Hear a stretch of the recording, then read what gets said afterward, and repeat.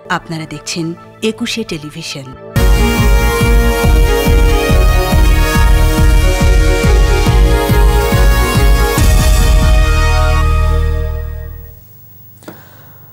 আবারও আন্তর্জাতিক বিজনেস সঙ্গে আছি রহমান রণ। দর্শক, দেশের ব্যবসা বাণিজ্য, অর্থনীতি ও শেয়ার বাজারের সর্বশেষ তথ্য স্বয়ংক্রিয় গ্রাফিক্স পদ্ধতিতে পরিবেশন করছে একুশে বিজনেস।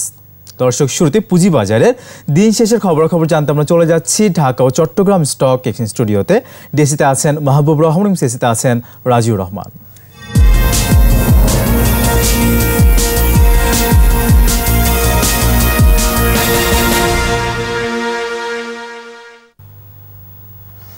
রহমান রনু, আপনাকে ধন্যবাদ। যথাসময় শেষ হয়েছে আজ ঢাকা স্টক এক্সচেঞ্জের লেনদেন। দিন শেষে দেখা যাচ্ছে প্রায় 68,35,00,000 টাকা লেনদেনের মধ্যে দিয়ে শেষ হয়েছে আজকের লেনদেন। দিন শেষে ইন্ডেক্সগুলো কিছুটা পজিটিভ অবস্থানে রয়েছে। ডিএনসির প্রধান ইন্ডেক্সটি 4 পয়েন্ট পজিটিভ অবস্থানে থেকে ৩,৯৬৯ পয়েন্ট অবস্থান করছে। এস ইন্ডেক্সটি ব্রেক ইভেন পয়েন্টে রয়েছে 919 পয়েন্ট অবস্থান করছে এবং 30 ইন্ডেক্সটি 2 পয়েন্ট পজিটিভ অবস্থানে রয়েছে। দিন শেষে অবস্থান করছে 1,330 পয়েন্টে।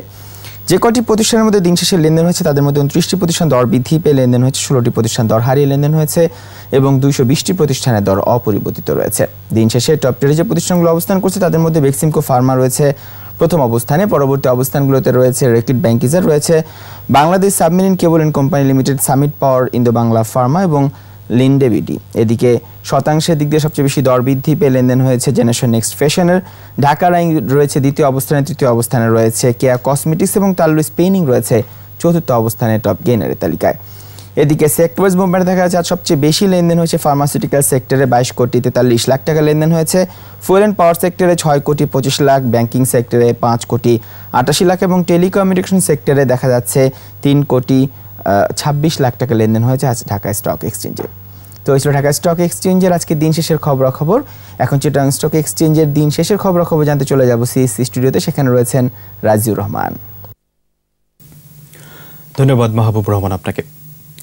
যথাসময় শেষ হয়েছে চিটাগাং স্টক এক্সচেঞ্জের আজকের দিনের লেনদেন এবং দিন শেষে 93 কোটি টাকা ছাড়িয়েছে লেনদেনের পরিমাণ এবং দিন শেষে দেখা যাচ্ছে সিএসসির প্রধান ইন্ডেক্সটি 5 পয়েন্ট বেড়েছে, অবস্থান করছে 11,262 পয়েন্টে এবং 30 ইন্ডেক্সটি 8 পয়েন্ট বৃদ্ধি পেয়েছে এবং অবস্থান করছে 9,915 পয়েন্টে। লেনদেন প্রতিষ্ঠান এবং মিউচুয়াল ফান্ডগুলোর মধ্যে দিন শেষে 79টি প্রতিষ্ঠানের দর অপরিবর্তিত রয়েছে। দর বৃদ্ধি পেয়েছে 20টি প্রতিষ্ঠানের এবং 12টি প্রতিষ্ঠানের দর হারিয়ে লেনদেন হয়েছে। এছাড়া দিন শেষে টপ রেট তালিকায় প্রথমে অবস্থান করছে ব্রিটিশ আমেরিকান টোবাকো, পরবর্তীতে রয়েছে Genex Infosys, Jamuna oil, summit power এবং লাফার্জ হোলসিম বাংলাদেশ লিমিটেড। এছাড়া টপ গেইনার্সের তালিকায় দিন শেষে প্রথমে অবস্থান করছে ঢাকা ডাইং, পরবর্তীতে রয়েছে কেয়া কসমেটিক্স, অ্যাপোলো ইস্পাত, ফ্যামিলি টেক্স ইন্ডাস্ট্রিজ এবং তুমহাই। আর শতাংশের দিক থেকে সবচেয়ে বেশি দর হারিয়ে দিন শেষে টপ লুজার্সের তালিকায় প্রথমে উঠে এসেছে জেনেক্স ইনফোসিস, 10.97% দর হারিয়েছে প্রতিষ্ঠানটির। পরবর্তীতে রয়েছে Ambee pharma, Yeakin polymer, DESCO, NCC bank limited, Pubali bank এবং অ্যাডভেন্ট ফার্মা। এবং এই ছিল আমার কাছে থাকা চিটাগাং স্টক এক্সচেঞ্জের দিন শেষের সর্বশেষ খবরাখবর। এখন ফিরে যাচ্ছে একুশের মূল স্টুডিওতে। মাহবুব ও রাজিউর, আপনাদেরকে অনেক ধন্যবাদ। দর্শক, এখন রয়েছে দেশের ব্যাংক বহির্ভূত আর্থিক খাত নিয়ে বিশেষ আলোচনা। আর এই আলোচনা আমাদের সঙ্গে যুক্ত হচ্ছেন নন ব্যাংকিং আর্থিক প্রতিষ্ঠান সিবিসি ফাইন্যান্স লিমিটেডের ব্যবস্থাপনা পরিচালক সৈয়দ মিনহাজ আহমেদ। সৈয়দ মিনহাজ আহমেদ, আপনাকে স্বাগত একুশে বিজনেসে। আসসালামু আলাইকুম, আপনাকে ধন্যবাদ আর একুশে টিভিকেও ধন্যবাদ আমাকে আমন্ত্রণ জানানোর জন্য। আপনাকে ধন্যবাদ। তো করোনার এই সংকটে আমরা দেখতে পাচ্ছি বেশিরভাগ সেক্টরে কিন্তু একটা নেগেটিভ ট্রেন্ড। তো নন ব্যাংকিং আর্থিক প্রতিষ্ঠান এনবিএফআই এই সেক্টরে আসলে করোনার প্রভাবটা জানতে চাই, সেই সাথে প্রস্তাবিত বাজেটে যে ঘোষণাটা আসলো সেটি আসলে কেমন আসলো আপনাদের জন্য সেটাও একটু জানবো। জি নিশ্চয়ই। তো আপনি জানেন যে বাংলাদেশে 34টা নন ব্যাংক ফাইন্যান্সিয়াল ইনস্টিটিউশন কাজ করছে। তো এই করোনার এই প্রাদুর্ভাবের জন্য পুরো বাংলাদেশেই এবং সারা পৃথিবীতেই আমরা ফেস করছি যেটা একটা ইকোনমিক একটা রিসেশনের মতন একটা যাচ্ছে। এই পরিপ্রেক্ষিতে বাংলাদেশে যখন এই করোনার প্রাদুর্ভাব শুরু হলো এবং গভর্নমেন্ট সাধারণ ছুটি ঘোষণা করলো, এর পরিপ্রেক্ষিতে সবগুলো নন ব্যাংক ফাইন্যান্সিয়াল ইনস্টিটিউশনই বাধ্য হলো তাদের অপারেশনটাকে সীমিত আকারে চালু রাখার জন্য। তো এটা একটা নতুন চ্যালেঞ্জ যেটা আসলে কোনো এনবিএফআই কোনোদিন আগে মোকাবেলা করেনি। তো সেদিক থেকে এটা সবার জন্যই নতুন ছিল এবং আমরা যেই চ্যালেঞ্জগুলো মোকাবেলা করেছি সেটাকে আমি দুই দিক থেকে দেখতে চাই। একটা হচ্ছে যে অপারেশনাল চ্যালেঞ্জ, আরেকটা হচ্ছে যে বিজনেসের দিক থেকে যে চ্যালেঞ্জ। অপারেশনাল দিক থেকে চ্যালেঞ্জটা ছিল যে আমাদের কর্মীদের নিরাপত্তা এবং তাদের স্বাস্থ্য নিশ্চিত করে তাদেরকে অফিসে নিয়ে আসা, তাদের স্বাস্থ্যের দিকটা নিশ্চিত করে। এবং এটা করার জন্য আমরা যেটা করেছিলাম, যেহেতু করোনাটা পৃথিবীতে অন্যান্য দেশে অলরেডি প্রাদুর্ভাব শুরু হয়েছিল বাংলাদেশে আসার আগে, আমরা নিজেদের মধ্যে আস্তে আস্তে প্রস্তুতি নিচ্ছিলাম সিবিসি ফাইন্যান্সে। তো সেই জন্য আমাদের এটা অ্যাডাপ্ট করতে খুব একটা সমস্যা হয়নি। আমরা যেরকম যেই স্টেপগুলো আমরা নিয়েছিলাম যে আমরা যাতে রিমোট লোকেশন থেকে, বাসা থেকে যাতে আমরা অফিস করতে পারি, সেই জন্য আমরা আমাদের কর্মীদেরকে সবাইকে সিবিসি ফাইন্যান্সের নেটওয়ার্কে অ্যাক্সেস দিয়েছিলাম। সিবিসি ফাইন্যান্স আপনি জানেন যে একটা টেকনোলজি ড্রিভেন কোম্পানি, তো সেজন্য আমাদের ওই অ্যাক্সেস গুলো ক্রিয়েট করা থাকাতে আমাদের ওই অসুবিধাগুলো হয়নি। আমাদের কর্মীরা বাসা থেকেই ওনারা আমাদের গ্রাহক সেবাটা নিশ্চিত করতে পেরেছেন।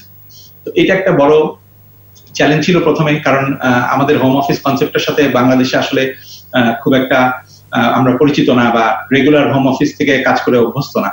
তো এটার সাথে আমাদের কর্মীদেরকে ইউজ করতে হয়েছে। আমরা আমাদের রেগুলার মিটিং গুলো অনলাইনে করেছি, ডিপার্টমেন্ট হেডসদেরকে নিয়ে কাস্টমারদের যে কাস্টমার ওরিয়েন্টেশনের দিক থেকে আমরা কাস্টমারদের সেবাগুলো দেওয়ার চেষ্টা করেছি। এবং এই জন্য আমাদেরকে একটা রোস্টারিং করতে হয়েছে।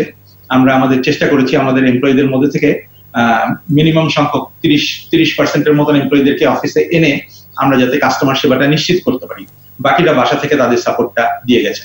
তো এইভাবে করে আমরা মার্চ থেকে মে মাস পর্যন্ত চালিয়েছি, এবং জুন থেকে আমরা মোটামুটি আরেকটু, যেহেতু অফিস আদালত গুলো মোটামুটি খুলেছে এবং ব্যবসা বাণিজ্য গুলো খুলে গেছে, এখন আমরা মোটামুটি ফুল ফ্লেজেড কাজ করতে পারছি। আচ্ছা আচ্ছা, তো একটু জানতে চাইবো যে এনবিএফআই সেক্টরের জন্য বাংলাদেশ ব্যাংকের কাছ থেকে আপনাদের কোনো প্রত্যাশা আছে কিনা? হ্যাঁ, আমরা যেটা হয়েছে যে এই চ্যালেঞ্জিং একটা সিচুয়েশনে, যেহেতু গত 2 মাস ধরে মার্চ থেকে মে মাস পর্যন্ত ব্যবসা বাণিজ্যগুলো বন্ধ ছিল, তো তার পরিপ্রেক্ষিতে সরকার বিভিন্ন রকম প্রণোদনা প্যাকেজ ঘোষণা করেছেন। বাংলাদেশ ব্যাংকও ব্যবসা প্রতিষ্ঠানগুলোর স্বার্থে ওনাদের সুরক্ষার জন্য কিছু সার্কুলার দিয়েছেন। তো এতে করে যেটা হয়েছে যে আপনি তো জানেন যে আর্থিক প্রতিষ্ঠানগুলো যেটা করে, যে আর্থিক প্রতিষ্ঠানগুলো আপনার ব্যক্তি পর্যায়ে এসএমইদেরকে এবং কর্পোরেটদেরকে বিভিন্ন ধরনের লোন সুবিধা দিয়ে থাকে। এর পাশাপাশি নন ব্যাংক আর্থিক প্রতিষ্ঠানগুলো ডিপোজিট কালেক্ট করে থাকে। এটা কর্পোরেট থেকেও ডিপোজিট কালেক্ট করে এবং আপনার ব্যক্তি পর্যায় থেকেও ডিপোজিট কালেক্ট করে। এটাই আমাদের প্রধান দুইটা কর্মকাণ্ড। তো যখন আপনার ব্যবসা প্রতিষ্ঠানগুলো তাদের ব্যবসা চালু না রাখার জন্য তাদের ইনকামটা এফেক্টেড হলো, এতে করে ওনারা আমাদের পেমেন্ট গুলো ঠিক মতন করতে পারছিলেন না। তো এই পরিস্থিতিতে আমাদের সেবাটা চালিয়ে যাওয়ার জন্য আমরা বাংলাদেশ ব্যাংকের কাছে কতগুলো আমাদের যে আর্থিক প্রতিষ্ঠানগুলোর যে সংগঠন আছে বিএলএফসিএ, তার মাধ্যমে আমরা আর্থিক প্রতিষ্ঠানগুলোর সংগঠনের মাধ্যমে আমরা বাংলাদেশ ব্যাংকের কাছে কতগুলো প্রস্তাব পেশ করেছি। এবং এর মধ্যে আপনি জেনে খুশি হবেন যে বাংলাদেশ ব্যাংক ইতিমধ্যেই আমাদের আর্থিক প্রতিষ্ঠানগুলোর জন্য সিআরআর এর পরিমাণ 1% কমিয়েছেন, যেটা আমাদের যে প্রস্তাবগুলো ছিল তার মধ্যে একটা প্রস্তাব ছিল যে সিআরআরটা কমিয়ে নিয়ে আসা। এর বাইরে যেইটার জন্য আমরা আশা করছি যে বাংলাদেশ ব্যাংক এটাকে সুনজর দিয়ে দেখবেন, সেটা হলো যে সবগুলো আর্থিক প্রতিষ্ঠানের জন্য এই পরিস্থিতিতে, এবং এই কোভিড পরিস্থিতিটা কিন্তু আগামী হয়তো 3 মাস 6 মাস বা আরো বেশি দিনও আমাদের দেশে এই পরিস্থিতিতে এই ব্যবসা বাণিজ্য চালাতে হবে। এই পরিস্থিতিতে এই এফআই গুলোর জন্য, ফাইন্যান্সিয়াল ইনস্টিটিউশন গুলোর জন্য এই সেবাগুলো সঠিকভাবে দেওয়ার জন্য একটা ইমার্জেন্সি লিকুইডিটি সাপোর্ট আমরা বাংলাদেশ ব্যাংকের কাছে আশা করছি। তো এখানে 10,000 কোটি টাকার একটা লিকুইডিটি সাপোর্ট চাওয়া হয়েছে। এর পাশাপাশি আরো কিছু জিনিস চাওয়া হয়েছে যেগুলো বেসিক্যালি কাস্টমারদেরকে স্মুথ সার্ভিস দেওয়ার জন্য দরকার হবে। যেমন ধরেন, এই পরিস্থিতিতে গ্রাহকদের অনেকেই তার ব্যবসা বাণিজ্য ঠিক মতো না চালাতে পারার জন্য বছরের শেষে এসে ওনারা যখন ওনাদের লোনগুলোকে রেগুলারাইজ করার দরকার হয়, শর্ট টার্ম লোনগুলো, ওয়ার্কিং ক্যাপিটাল লোনগুলো, তখন ওনাদের নিয়ম অনুযায়ী ওনাদের ইন্টারেস্ট এবং প্রিন্সিপাল দুইটাই দিতে হয়, এবং দিয়ে আর্থিক প্রতিষ্ঠান থেকে এটাকে আবার নতুন করে নবায়ন করে নিতে হয়। এরকম পরিস্থিতিতে ওনাদের পক্ষে এটা করা সম্ভব হবে না হয়তো। তা আমরা আগে থেকেই এই পরিস্থিতি বিবেচনায় নিয়ে বাংলাদেশ ব্যাংকে অনুরোধ করেছি যে ওনাদের শর্ট টার্ম লোনগুলো যখন রিনিউয়াল করতে হবে, ওই সময় বাংলাদেশ ব্যাংক যাতে ওনাদেরকে এই বছরের জন্য অ্যালাউ করেন যে ইন্টারেস্ট বা প্রিন্সিপাল না দিয়ে ওনাদেরটা যাতে আমরা রেগুলারাইজ করে দিতে পারি, কারণ ব্যবসার চাকাটাতে ওনাদেরকে সচল রাখতে হবে। ওই জিনিসটা চিন্তা করে আমরা এরকম কিছু প্রস্তাবনা বাংলাদেশ ব্যাংকের কাছে রেখেছি। আমরা আশা করছি যে বাংলাদেশ ব্যাংকের যে সংশ্লিষ্ট ডিপার্টমেন্ট আছে এটা এখন ওনারা এটা বিবেচনা করছেন এবং অচিরেই হয়তো আমরা এটা কোনো সুফল দেখতে পাবো। সেটাই। তো আমরা জানি যে ব্যাংকের মতো এনবিএফআই এরও একই প্রবলেম হচ্ছে এনপিএল। তো এনপিএল নিয়ে কি ভাবছেন আপনারা? সেই সাথে একটু জানবো যে ঋণের সুদের হার যেটা এক অঙ্কে নামিয়ে আনা হয়েছে সেই বিষয়টিকে আপনি কিভাবে দেখেন? জি, এনপিএল এটাকে আমি যদি বলি যে নন পারফর্মিং লোন কেন তৈরি হয়? নন পারফর্মিং লোন যখন একটি গ্রাহক আমাদের কাছ থেকে লোন নেন এবং উনি যদি কিস্তির টাকা সঠিক সময়ে পরিশোধ করতে না পারেন, তাহলে ক্লাসিফিকেশনের যে রুল আছে সেই রুল অনুযায়ী নির্দিষ্ট সংখ্যক কিস্তি বকেয়া হয়ে যাওয়ার পরে ওটা একটা নন পারফর্মিং লোনে পরিণত হয়। তো আমাদের বাংলাদেশে আমরা যেটা দেখেছি গত 2-3 বছর ধরে নন পারফর্মিং লোনের পরিমাণ বাড়ছিল। অ্যাজ এ হোল বাংলাদেশের ক্রেডিট সিচুয়েশনটাই এরকম ছিল, সেটা ব্যাংকের জন্য এবং এনবিএফআই এর জন্য। তো এখন কোভিড পরিস্থিতিতে এই নন পারফর্মিং লোনের উপরে আরেকটু চাপ পড়বে বলে আমরা আশঙ্কা করছি। কারণ যেহেতু বিজনেস গুলো তাদের ব্যবসা পরিচালনা করতে পারছেন না পুরাদমে, কেউ এখন খুলেছেন জুন মাস থেকে, তো এতে করে একটা বাড়তি চাপ পড়বে। এটা নন ব্যাংকিং ফাইন্যান্সিয়াল সেক্টরের উপরেও চাপ পড়বে এবং ব্যাংকিং ব্যবস্থার উপরেও চাপ পড়বে। কারণ ধরেন যখন গ্রাহকের আমরা যে ব্যবসাটা করি, যেটা আমি একটু আগে বলছিলাম যে আমরা যে লোন দেই, এই লোনের ফান্ডটা কোথা থেকে আসে? একটা হচ্ছে যে এই কোম্পানির যারা শেয়ার হোল্ডার বা ডিরেক্টর ওনারা যে ইকুইটি ইনভেস্ট করেছেন সেই ইকুইটিটা, আরেকটা হচ্ছে যে আপনার ব্যাংক ব্যবস্থা থেকে আমরা লোন নিয়ে থাকি এবং আমরা কাস্টমারদের কাছ থেকে ডিপোজিট নিয়ে থাকি। এই তিনটা উৎস থেকে পাওয়া যে টাকাটা, এই টাকাটাই আমরা বিনিয়োগ করি লোনে। তো এখন আমরা যখন লোনে টাকা দিচ্ছি এবং লোনের টাকাটা ফেরত পাচ্ছি না, তখন কিন্তু আমাদের ক্যাশ ফ্লোর উপর একটা চাপ পড়ছে, আমাদের লিকুইডিটি সিচুয়েশনের উপর একটা চাপ পড়ছে। কিন্তু যে কোনো পরিস্থিতিতেই আমরা আমাদের ডিপোজিটারদেরকে কিন্তু ঠিকই টাকাটা ফেরত দিচ্ছি। বেসিক্যালি এই যে ফ্লোটাকে একদম স্মুথ রাখার জন্যই আমরা বাংলাদেশ ব্যাংকের কাছে ওই লিকুইডিটি সাপোর্টটা চেয়েছি, যেটার কথা আমরা একটু আগে আলোচনা করছিলাম। সেটাই। আমরা এনবিএফআই সেক্টর নিয়ে আরো অনেক কথাই বলবো, ছোট্ট একটা বিরতি নিয়ে আসি। দর্শক, নিচ্ছি একটা বিরতি, ফিরে আসবো একটু পরে, আমাদের সঙ্গেই থাকুন।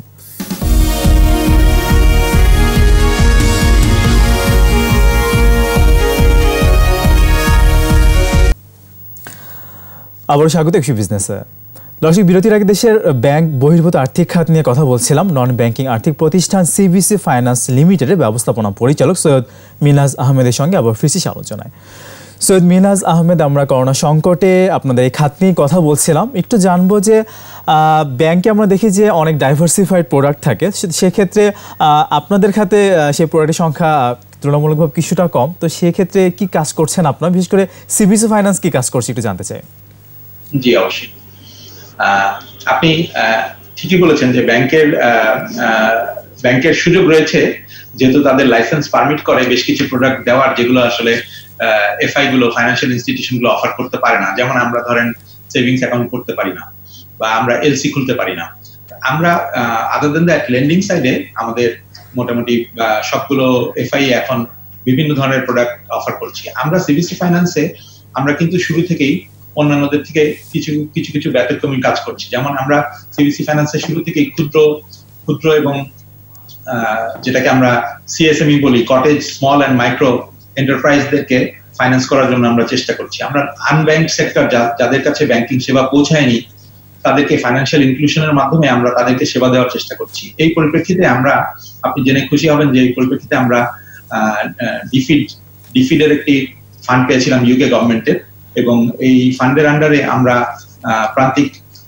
প্রান্তিক জনগণের জন্য, তাদের ক্ষুদ্র উদ্যোক্তাদের জন্য আমরা নওগাঁ জেলায় লোন সহায়তা দিয়েছি গত 2-3 বছর ধরে।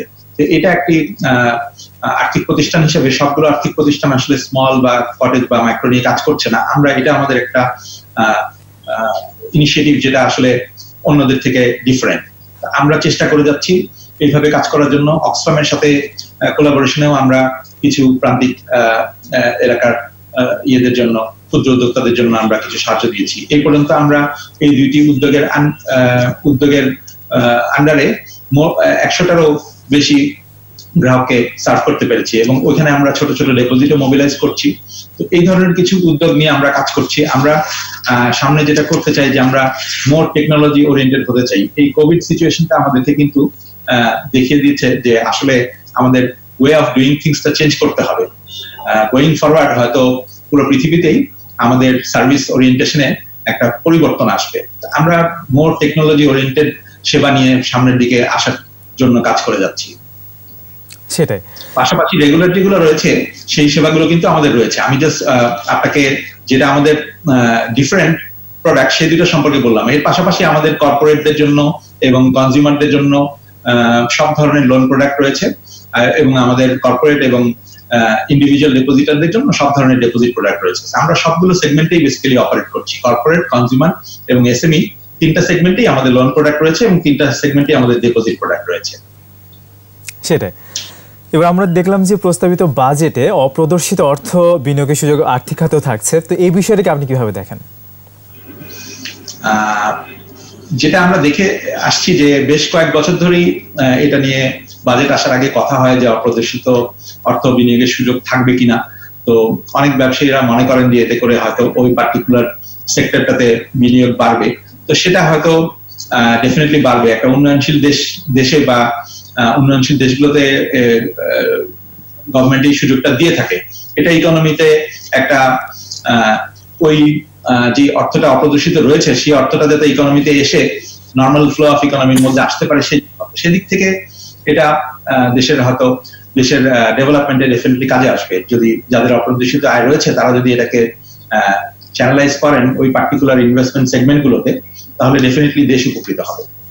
আচ্ছা আচ্ছা, তো আমরা পিএলএফএসএল যে অবসায়ন যে ব্যাপারটি, সেই প্রক্রিয়াটা আমরা জানি যে চলমান প্রক্রিয়া, অবসায়ন হতে যাচ্ছে আর কি। তো সেই প্রক্রিয়াটিকে আপনি কিভাবে দেখেন? আসলে অন্য কোনো সলিউশন ছিল কিনা, কিভাবে বিশ্লেষণ করবেন বিষয়টিকে? আমার মনে হয় যে এটা তো অবসায়নে যাওয়ার আগে নিশ্চয়ই পিএলএফএসএল কর্তৃপক্ষ as well as Bangladesh bank বা যারা নিয়ন্ত্রণকারী সংস্থা, ওনারা নিশ্চয়ই সব দিক বিবেচনা করেছেন। তো বিবেচনা করেই যেহেতু অবসায়নের সিদ্ধান্ত নেওয়া হয়েছে, তো আমার মনে হয় যে নিশ্চয়ই এটা একটা সুচিন্তিত সিদ্ধান্ত ছিল। তো আমি ফাইন্যান্সিয়াল সেক্টরে কাজ করছি গত 20 বছর ধরে। তো সেই হিসেবে আমি বলতে চাই যে আসলে এটা কারোর জন্যই একটা মানে কাঙ্ক্ষিত এটা আউটকাম না। তো সেদিক থেকে আমরা প্রত্যেকটা আর্থিক প্রতিষ্ঠানই আমার মনে হয় যে এই পরিস্থিতিতে পিএলএফএসএল এর এই ঘটনাটার পরিপ্রেক্ষিতে সবাই আরো বেশি করে সতর্ক হয়েছে। তারা প্রত্যেকে তাদের নিজের যে কাজটা সেটা আরো গুছানোভাবে, আরো সংগঠিতভাবে, আরো ভালোভাবে করার চেষ্টা করছেন। রিস্ক ম্যানেজমেন্টের অ্যাসপেক্টটা ভালো করে দেখার চেষ্টা করছেন, যাতে করে কোনো প্রতিষ্ঠানই ওই পরিস্থিতিতে না পড়তে হয়। সেটাই। একদম শেষের দিকে আমি ছোট করে জানতে চাই যে আমানতকারীদের আস্থা আসলে আরো কিভাবে বাড়ানো যায়, সেক্ষেত্রে আপনারা আসলে কি করছেন? জি, আমানতকারীদের আস্থা বাড়ানোর জন্য আমরা প্রতিনিয়ত কাজ করে যাচ্ছি। একটা ব্যাপার হলো যে ধরেন যে কাস্টমার সেগমেন্ট, প্রতিটি ফাইন্যান্সিয়াল ইনস্টিটিউশনের যে কাস্টমার সেগমেন্ট রয়েছে, যারা আমার কাস্টমার বুকে অলরেডি রয়েছেন, তাদেরকে যদি আমরা যথাযথভাবে সার্ভিসটা দিতে পারি, তাহলে সেটা একটা আস্থা তৈরি করবে। এবং একজন আস্থা সম্পন্ন কাস্টমার যখন অন্যান্যদের কাছে বিভিন্নভাবে কথাবার্তা বলেন বা একটা সেবা নিয়ে যখন কথা হয়, তখন তো এভাবে করেই কথাটা ছড়িয়ে পড়ে।